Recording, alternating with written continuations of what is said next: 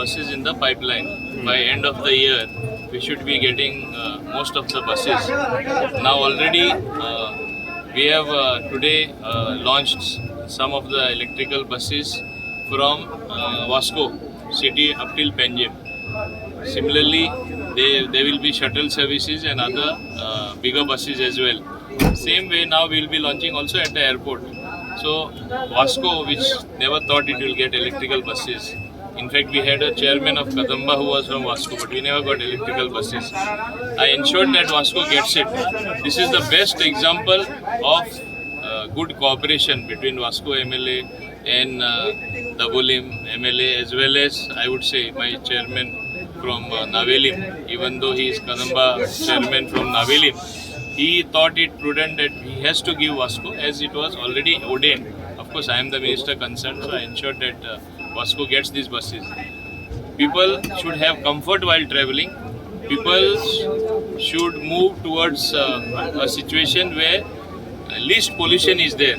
When these buses move, not only it is clean environment because they don't cause pollution. There is no sound also. There is no sound pollution of the electrical buses.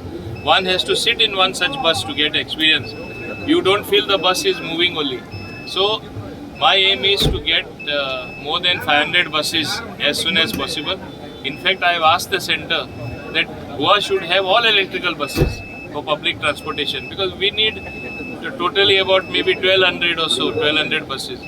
In the next 5 years, we will try to do that.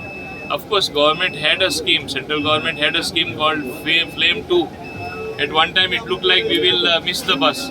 But by constant follow-up and literally I had to plead with them, we have succeeded in getting sufficient numbers for Goa. As months pass by or after a certain period of time, I expect to get more and more such buses. The moment is we don't have many charging stations. I have directed Kadamba, earlier also I had told him, but I will ensure that, and I am telling my chairman also, wherever Kadamba depots are there, so that they can easily go charge and come, they should put this charging station. It is not a big thing to do. We should do it in the shortest possible time.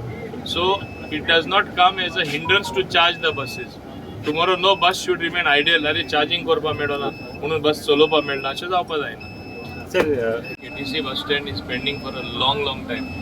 It will attain the topmost priority under me, and as such I had one meeting. I will be having several such meetings, so that in reality we have the new bus stand of Vasco seeing the light of the day.